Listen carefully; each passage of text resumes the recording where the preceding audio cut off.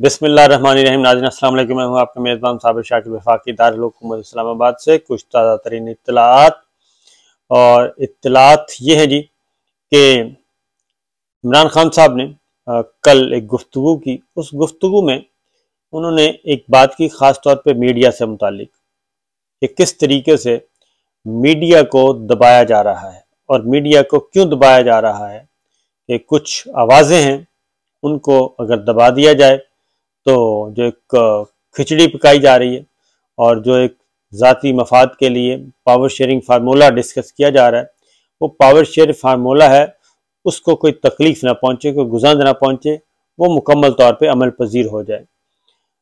ये सिर्फ electronic media पे ही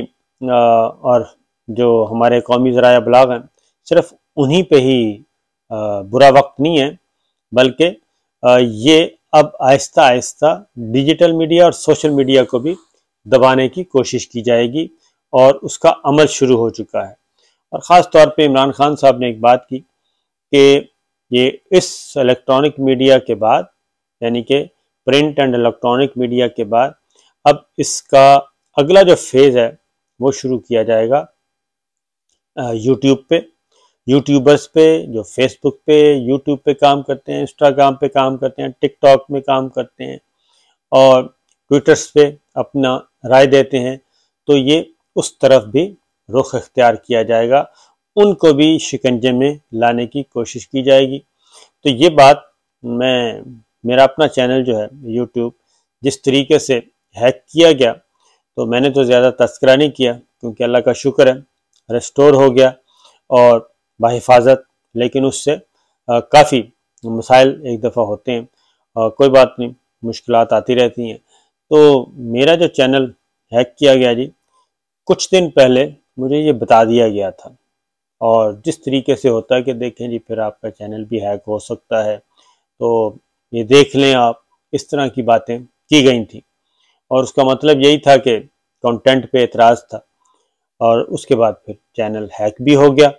और हैक होने के बाद फिर रिकवरी हुई। लेकिन उसमें हमारे साथ, मेरे साथ यानी कि बहुत सारी चीज़ें शेयर की गई।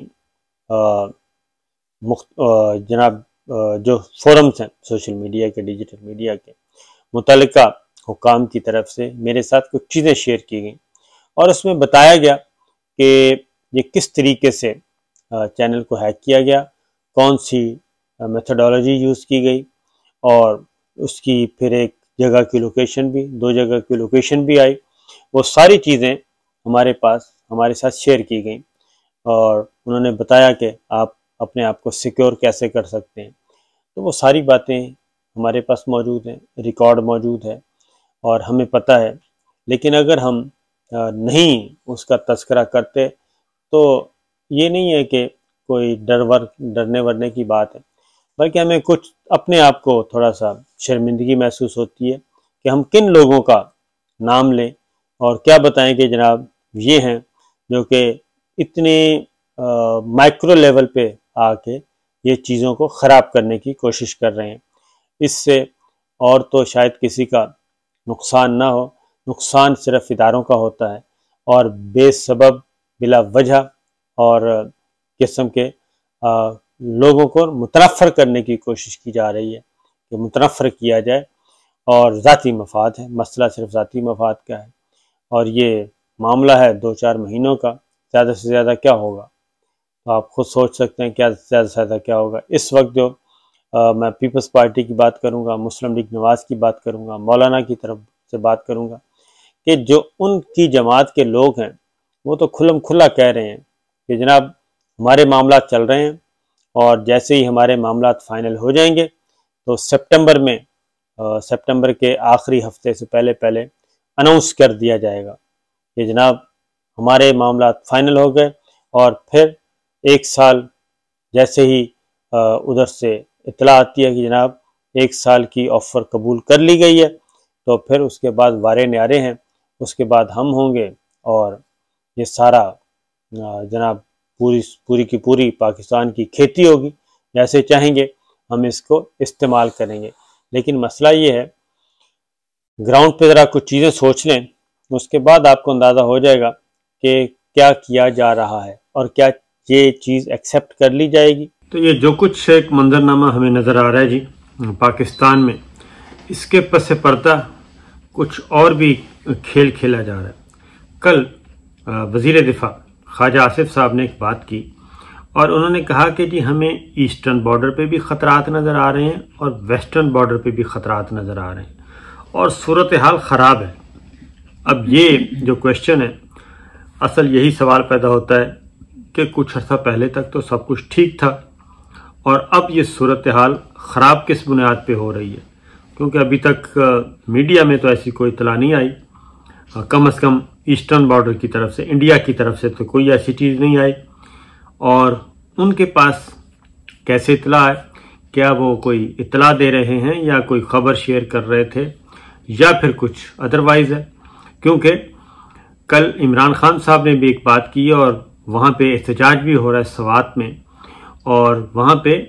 जो कलअदम तंजीम है, क्योंकि बातें मुज़ाकरात चल रहे हैं और मुज़ाकरात तालिबान के साथ चल रहे थे, अफ़गानिस्तान में हो रहे थे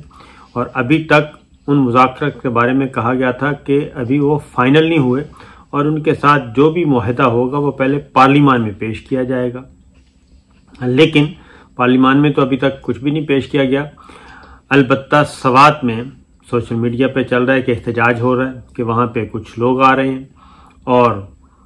वो भी कलअदम तंजीमों से मुताल्लिक हैं। तो पहले तो ये जो एक है ख़तरनाक बात, और फिर कुछ फेक अकाउंट्स बनाए गए और फेक अकाउंट्स के ज़रिए, और वो भी रिटायर्ड जर्नैलों के फेक अकाउंट्स बनाए गए। उन अकाउंट्स पे कुछ ट्वीट्स किए गए कि ये पीटीआई की 10 साला जो नाकाम पॉलिसी है उसके बाद ये दोबारा से सर उठा रही है, ये दहशतगर्दी, ये ख़ास एक नैरेटिव बनाया जा रहा है। जबकि बाद में पता चला कि वो सारे के सारे फेक अकाउंट्स थे और फेक अकाउंट्स के ज़रिए मुसल्लत किया गया और मकसद यही था कि पाकिस्तान तहरीक इंसाफ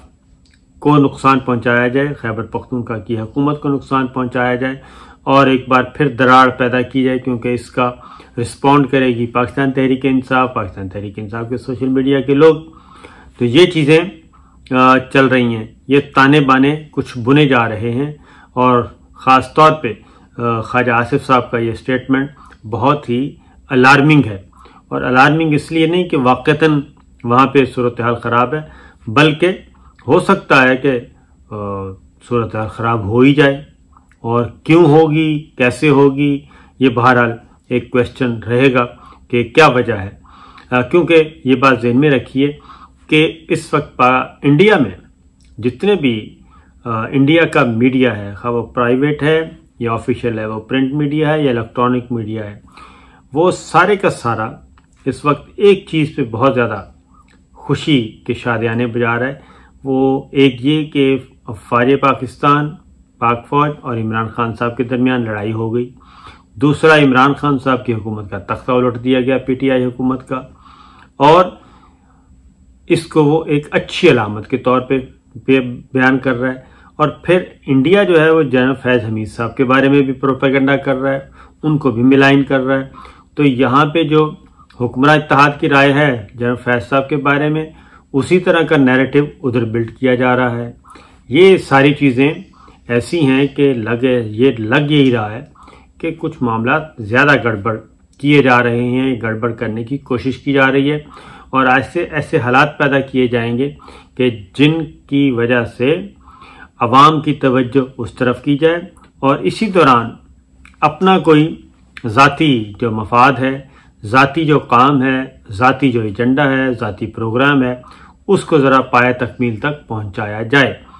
ये हैं वो बुनियादी बातें जो कि इस वक्त चल रही हैं और ये जहन में रखें कि कोई आनन फानन इस तरह की बात नहीं आ जाती, बल्कि कुछ ना कुछ गड़बड़ हो रही होती है। तो इसीलिए खान साहब ने कल ये बात बताई